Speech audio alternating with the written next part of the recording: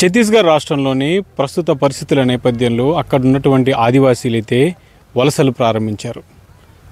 గత జనవరి నుంచి అయితే ఛత్తీస్గఢ్ రాష్ట్రంలోని బిజాపూర్, సుకుమా, దంతెవాడ జిల్లాల నుంచి అనేక మంది ఆదివాసీలు పక్కనే ఉన్నటువంటి తెలంగాణ రాష్ట్రంలోకి వలస వస్తున్నారు. ఇలా వలస వచ్చిన వారు తెలంగాణ రాష్ట్రంలోని భద్రాద్రి కొత్తగూడెం జిల్లాతో పాటు ములుగు జిల్లాలో ఉన్నటువంటి కొన్ని మండలాలకైతే పనుల నిమిత్తం అయితే వెళ్తున్నారు. ప్రస్తుతానికి మనం భద్రాద్రి కొత్తగూడెం జిల్లా చెర్లమన్లో ఉన్నటువంటి గోదావరి తిన్నెల వద్ద ఉన్నాం. ఆ ఛత్తీస్గఢ్ నుంచి వలస వచ్చినటువంటి ఆదివాసీలు ఇలాగ ఇసుక తిన్నెలపైన నివాసాలు ఏర్పాటు చేసుకుంటున్నారు. ఇక్కడే ఉండి ఈ స్థానికంగా ఉన్నటువంటి మిర్చి తోటల్లో మాత్రం వాళ్ళు పనులు చేస్తున్నారు.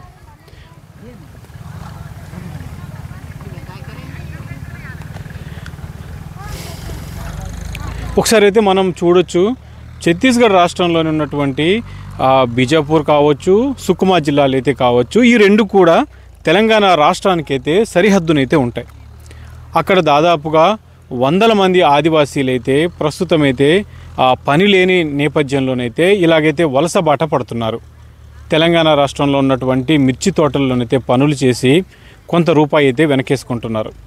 ఇలా వలస వచ్చిన వారు ప్రతి చోట ఇలా నివాసం ఏర్పాటు చేసుకొని దాదాపుగా నెల రోజుల పాటు ఉంటారని అయితే ఇక్కడ స్థానికులు అయితే చెప్తున్నారు. ఒకసారి మనం కూడా చూద్దాం.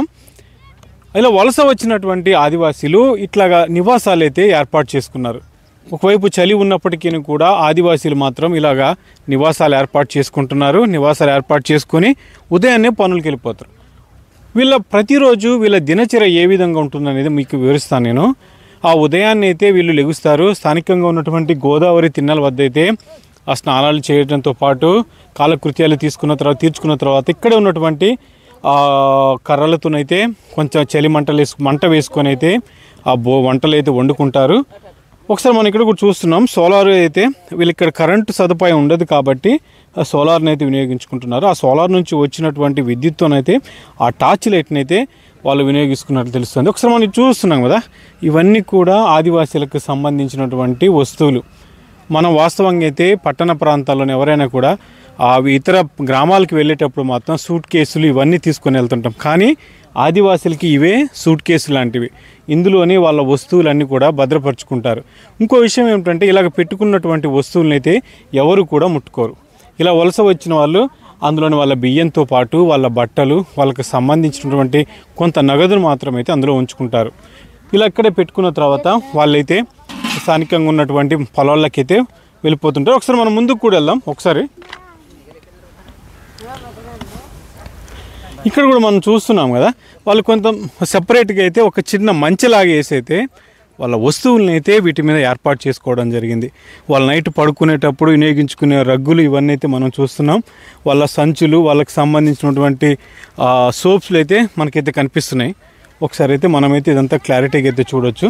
ఇంకోటి కూడా మనం చూసుకుంటే ఒకసారి ఇటువైపు కూడా ఒకసారి ఇటు చూడండి. వాళ్ళ నైట్ పూట నిద్రపోవడానికి అయితే మన తెలంగాణలో చాలామంది కూడా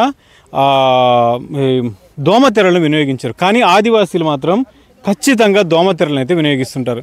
ఇది ఒక మంచి శుభపరిణామం అని చెప్పుకోవాలి. ఎందుకంటే దోమలను అయితే ఎక్కువ ఛత్తీస్గఢ్లో ఉంటాయి కాబట్టి వాళ్ళు ప్రతి చోట కూడా మలేరియా లాంటివి రాకుండా అయితే ఇలాగ దోమతెరలను అయితే వినియోగించుకుంటారు. మనం చూస్తున్నాం కదా, చాలా స్పష్టంగా అంటే చాలా క్లియర్గా వీళ్ళు దూరం పడుకునే విధంగా అయితే వీటిని అయితే కట్టుకోవడం జరిగింది. అంటే మళ్ళీ ఒక దాంట్లోనే ఒకలే పడుకోవడం అయితే జరుగుతుంది. ఇట్లాంటి దృశ్యాలు అయితే మన దగ్గర తెలంగాణలో కూడా కనిపించవు. వీళ్ళు పనులకు వెళ్ళొచ్చిన తర్వాత అయితే మాత్రం ఇలాగ దోమతెరలు వేసుకుంటారు. దోమతెరలోనైతే పడుకోవడం అయితే జరుగుతుంది. మన తెలుగు రాష్ట్రాల్లో కూడా ఇంత కూడా దోమతెరలను వినియోగిస్తారా అంటే కూడా మనం పూర్తి స్థాయిలో చెప్పలేం. కానీ ఆదివాసీలు మాత్రం దోమతెరలను మాత్రం చాలాగా జాగ్రత్తతోనైతే కట్టుకున్నారు. అంటే ఇక్కడ పనులు చేసినంతసేపు కూడా ఆ దోమతెరలను అయితే వాళ్ళు వినియోగిస్తుంటారు. ఒకసారి మనం ఇక్కడ కూడా చూస్తున్నాం కదా, ఆదివాసీలు అయితే తెచ్చుకున్నటువంటి బియ్యం, ఎక్కువగా వీళ్ళు స్థానికంగా పండించినటువంటి బియ్యాన్ని అయితే తెచ్చుకుంటారు. అంటే అక్కడ వాళ్ళు దంపుడు బియ్యంతో పాటు నూకలను అయితే తెచ్చుకొని వీళ్ళు ప్రతిరోజు అయితే ఇక్కడ వంట చేసుకుంటారు. వాళ్ళకి సంబంధించినటువంటి టమాటాలు ఎక్కువగా కూడా వాళ్ళు టమాటాతోనైతే చట్నీ చేసుకుంటారంట. నేను ఇందాక కొంతమందితో మాట్లాడడం జరిగింది. ఆ చట్నీలు అయితే ఎక్కువగా వినియోగిస్తామని చెప్తున్నారు. ఇవన్నీ కూడా వాళ్ళ పంటలు. ఇక్కడ ఒక పెద్ద ఆమె కూడా ఉంది, మనం చూడొచ్చు ఒకసారి. ఈమె కూడా ఆ ఛత్తీస్గఢ్ నుంచి వచ్చినటువంటి అమ్మనే. కేవలం కూలి పని నిమిత్తమైతే వాళ్ళు ఇక్కడికి వచ్చి అయితే ఉన్నారు. ఒకసారి ఆమెను కూడా మనం చూడొచ్చు. వీళ్ళంతా కూడా ఆదివాసీలకు సంబంధించినటువంటి వాళ్ళు. ఇటువైపు చూస్తున్నాం కదా, ఇటంతా వైపు కూడా ఇక్కడ మొత్తం కూడా మనకు కనుచూపు మేర వరకు కూడా ఆదివాసీలు అయితే వాళ్ళు తెచ్చుకున్నటువంటి వస్తువులను అయితే ఇక్కడ పెట్టడం జరిగింది. ఇంకొక విషయం ఏమిటంటే ప్రతిరోజు ఈవినింగు 9 నుంచి 12 గంటల వరకు అయితే ఇక్కడ ఆదివాసీలు అయితే డ్యాన్స్లు వేస్తుంటారు. అంటే పనికి వెళ్ళొచ్చిన తర్వాత భోజనం చేసిన తర్వాత అయితే వాళ్ళు ఆటపాటలు అయితే కొనసాగిస్తారు. అది కూడా పైన ఉన్నటువంటి చంద్రుడి వెలుగులో మాత్రమే వాళ్ళైతే డ్యాన్స్ వేస్తుంటారు. ఒకవేళ చీకటి ఉంటే మాత్రం డ్యాన్స్ వేయరు. ఎందుకంటే ఆ వెన్నెలలోనే వాళ్ళకు అద్భుతమైన పాటలు అయితే వస్తాయని అయితే ఆదివాసీలు అయితే చెప్తున్నారు. మనం ఇటు చూస్తున్నాం కదా, ఇదంతా కూడా వలస వచ్చిన వాళ్ళే. దాదాపుగా మనం ఇంకో విషయం కూడా మనం చెప్పుకుంటే ఇలా వలస వచ్చిన వాళ్ళు ఇప్పటి వరకు అయితే ఇటు తెలుగు రాష్ట్రంలోనైతే మాత్రం దాదాపుగా 20,000 మంది ఈ ఏడాది వలస వచ్చినట్లుగైతే అనధికారిక లెక్కలు అయితే చెప్తున్నాయి మనకు. ఇలా వలస వచ్చిన వాళ్ళు ఇలా భద్రాద్రి కొత్తగూడెం జిల్లాలోని ఉన్నటువంటి అన్ని మండలాలకి వెళ్ళడంతో పాటు అటు ములుగు జిల్లాలో కూడా అక్కడికైతే వెళ్ళైతే ఈ పనులు చేస్తున్నారు. ఇది చూస్తున్నాం కదా, మనకు ఒకసారి మనం ఇక్కడ నుంచి లొకేషన్ చూస్తే ఇట్లా ఈ పెద్దమ్మను కూడా మనం చూడొచ్చు. ఇప్పుడే పనికి వెళ్ళొచ్చి మాత్రం ఆమె ఇక్కడ మనకు కనిపిస్తుంది. కనుచూపు మేర వరకు కూడా అక్కడ వరకు కూడా ఆ పై వరకు కూడా మనం చూసుకుంటే మొత్తం ఆదివాసీలు అయితే మనకైతే కనిపిస్తున్నారు. ఇక్కడ ఉన్నటువంటి మన గోదావరిలో కూడా వాళ్ళైతే స్నానాలు అయితే ఆడుతున్నారు. మనం ఇక్కడ కూడా మనం ఒకసారి చూడొచ్చు. ఒక సోలార్ని అయితే ఇక్కడైతే వీళ్ళు అమర్చడం జరిగింది. మనం చూస్తున్నాం కదా, ఇక వీళ్ళకి సంబంధించింది. అంటే ఇలాగా వాళ్ళు ఇలాగనే ఛత్తీస్గఢ్లో కూడా ఇలాగనే వాళ్ళు వాడుకుంటూ ఆ సోలారు ప్లేట్ల ద్వారా వచ్చే కరెంటును అయితే వాళ్ళు వినియోగిస్తుంటారు. ఇంకోటి కూడా మనం చెప్పుకుంటే మనం వీడియో తీస్తుంటే కూడా చాలామంది కూడా కొంత ఆశ్చర్యంగా అయితే వాళ్ళంతా చూస్తున్నారు. మనం కూడా అదంతా చూడొచ్చు. ప్రతి ఒక్కరు కూడా మన పై వరకు కూడా మన కనుచూపు మేర వరకే కనిపిస్తుంది. ప్రస్తుతానికి ఈ గోదావరి తిన్నెలలోని ఒక 5,000 మంది వరకు అయితే ఇలాగ పనులు చేస్తున్నట్లయితే మనకైతే స్పష్టంగా కనిపిస్తుంది. ఇది ఎవరు? దర్బా. ఎంతమంది వచ్చారు? ఎన్ని కుటుంబాలు వచ్చాయి? దర్బా నుంచి ఎన్ని కుటుంబాలు వచ్చాయి? 70 మంది. 70 మంది వచ్చారు. మరి మీకు ఇక్కడ కూలి ఎంత ఇస్తున్నారు? పని చేస్తే కూలి ఎంత ఇస్తున్నారు? 300 ఇస్తున్నారా? మరి మీకు ఆ 300 సరిపోతాయా ప్రతిరోజు పని చేస్తే? సరిపోలేదు. సరిపోవా? మరి ఇంకెక్కువ ఇవ్వమని మీరు అడగడం లేదా? అడిగితే లేదు, ఇవ్వట్లేదా? మరి పొద్దున్నే ఎన్ని గంటలకు వెళ్తారు పనికి మీరు? 8 గంటలు. 8ంటికి వెళ్తారు. మళ్ళీ ఎప్పుడు వస్తారు? 5:30. 5:30. మీరు ఇక్కడ ఎన్ని రోజులు ఉంటారు? ఇంకా 30 రోజులు. అంటే మీకు 30 రోజులు 300 ఇచ్చారన్న అంటే మీకు ఎక్కువ కూడా సరిపోవు. కానీ మరి అక్కడ ఎందుకు వీళ్ళు వలస ఎందుకు రావాల్సి వస్తుంది? మీరు అక్కడ అంటే ఛత్తీస్గఢ్లో పనులు లేవా? ఛత్తీస్గఢ్లో మీకు పనులు లేవా? లేవు, అందుకే మీరు వస్తున్నారు. ఇప్పపూరి ఏరుకుంటా. ఎప్పుడు ఇది వెళ్ళిపోయిన తర్వాత మళ్ళీ ఇప్పపూలు ఏరుకుంటారా? ఇప్పపూరి ఏరుకుంటా. నీకు మరి పిల్లలు కూడా తీసుకొచ్చావా? పిల్లల్ని కూడా తీసుకొచ్చావా? పిల్లలు కూడా నీకు పెళ్ళయిందా? తీసుకొచ్చావా అందరినీ? అక్కడే ఉందా? మరి నువ్వు ఇక్కడ సంపాదించిన డబ్బులను జాగ్రత్త పట్టుకెళ్ళిస్తావా? ఇంట్లో జాగ్రత్త ఇస్తావా? మళ్ళీ జాగ్రత్తగా వెళ్ళండి. మళ్ళీ సంపాదించుకున్న డబ్బులన్నీ మీరు రైతు దగ్గర తీసుకున్న తర్వాతనే మళ్ళీ మీరు ఎక్కడికి వచ్చి అక్కడ జాగ్రత్తగా వెళ్ళిపోండి. ఛత్తీస్గఢ్లో జరుగుతున్నటువంటి ఛత్తీస్గఢ్లో నెలకొన్న పరిస్థితులు, అక్కడ ఉన్నటువంటి ఎన్కౌంటర్లు, ఇట్లా లొంగుబాట్లు, ఇవన్నీ కూడా వలసల మీద అయితే ప్రభావాన్ని చూపినట్లుగైతే మనకు కనిపిస్తుంది. దీనికి తోడు అక్కడ ఏం పనులు లేకపోవడం. ఎందుకంటే ఆ ఛత్తీస్గఢ్ రాష్ట్రంలోని కూడా ఉన్నటువంటి గ్రామాల్లో కానీ మండలాల్లో కానీ ఎక్కడ పనులు చేసేటువంటి ఫ్యాక్టరీలు కానీ ఇతరత్ర అయితే ఏమి ఉండవు. కాబట్టి అక్కడ ఉన్నటువంటి ఆదివాసీలో ఉన్నటువంటి గుడాలకు సంబంధించినటువంటి ఆదివాసీలు మాత్రం ఇలా వలసబాట పడతారని అయితే మనం చెప్పుకోవచ్చు. ముఖ్యంగా చెప్పుకుంటే మనం ఆ బీజాపూర్ జిల్లాలో ఉన్నటువంటి పూజర కాంకేర్ కావచ్చు, కంచాల కావచ్చు, జీడిపల్లి కావచ్చు, ఆ ధర్మారం కావచ్చు, దీంతో పాటుగా సుకుమాలోని జేగురుకొండ ఇట్లా చాలా గ్రామాలకు సంబంధించినటువంటి ఆదివాసీలు అయితే ప్రస్తుతానికి వలసబాట పడతారు. పనులు ముగించుకున్న తర్వాత మళ్ళీ వాళ్ళు వెళ్ళిపోవడం, మళ్ళీ అక్కడ వ్యవసాయం అయిపోయిన తర్వాత అయితే రావడం జరుగుతుంది. ఒకసారి మనం ఇక్కడ చూస్తున్నాం కదా, ఆదివాసీలు అయితే ఇది అంతా గోదావరి మనం చూస్తున్నాం, ఇదంతా భద్రాచలం వెళ్ళేటువంటి గోదావరి. ఇటు నుంచి చూసుకుంటే తాలిపేరు. ఈ వాగు మొత్తం కూడా ఆ బీజాపూర్ సుకుమా జిల్లాల నుంచి అయితే ఆ చింతవాగు మీదుగా అయితే తాలిపేరు డ్యాంలోకి వస్తాయి. ఆ డ్యామ్ నుంచి ఇక్కడ కలిసి గోదావరిలో కలుస్తుంటాయి. మనం ఇక్కడ చూస్తున్నాం కదా, పోయమ్మ వాటర్ పోయి బిజీ. ఆ పక్కనే గోదావరి ఉంది. గోదావరి ఉన్నప్పటికీను వీళ్ళైతే మాత్రం ఇక్కడ చెలిమ తీసుకొని ఆ చెలిమిలో ఉన్నటువంటి నీటిని మాత్రమే తోడుకుంటున్నారు. అంటే చెలిమిలో అయితే ఏమవుతుందంటే ప్యూరిఫైడ్ వాటర్ అయితే బయటకు వస్తుంది. కాబట్టి ఈ నీటిని వాళ్ళైతే తాగుతున్నారు. అవతల వైపు మాత్రం మనం చూడొచ్చు ఆ స్నానాలు చేయడంతో పాటు గిన్నెలు ఇవన్నీ కడుక్కుంటున్నారు. వీళ్ళంతా కూడా ఆ ఛత్తీస్గఢ్కి సంబంధించినటువంటి చిన్న పిల్లలని మనం చెప్పుకోవాలి. ఏం పేరు అమ్మ నీ పేరు? నామకే కెల్లా. ఏ ఊరు మీది? ఇదైతే ఆ చిన్నపిల్లలు అయితే మనం చెప్పుకోవచ్చు.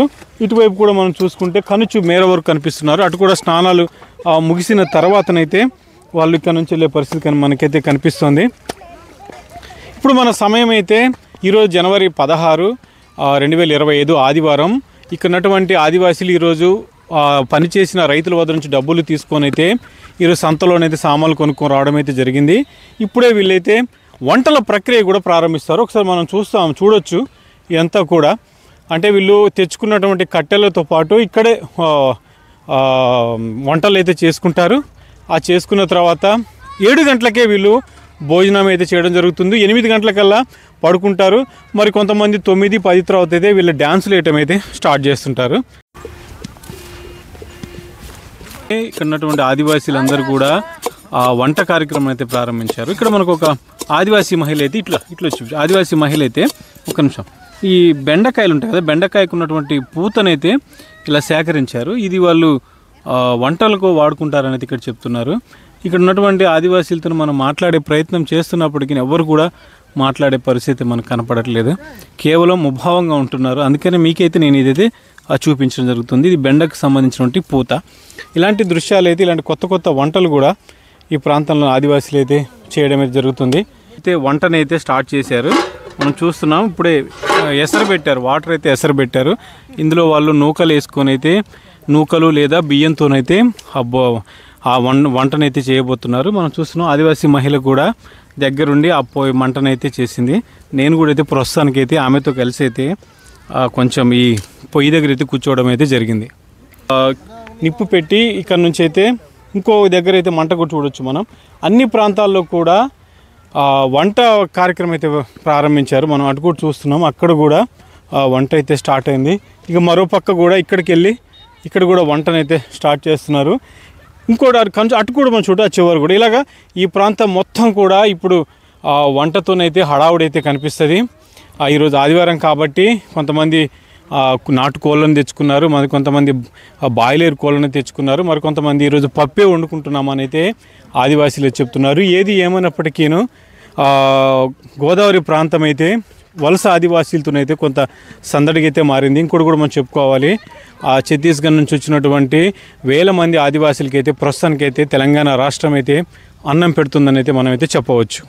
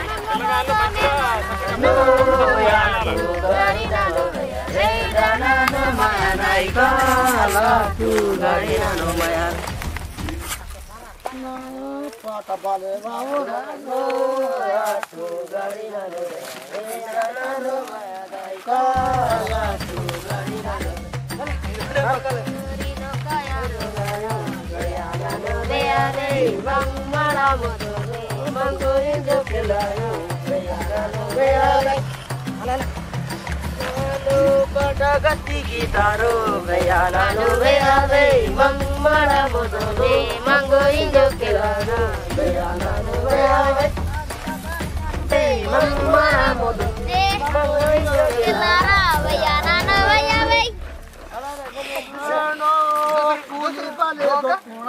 Beyana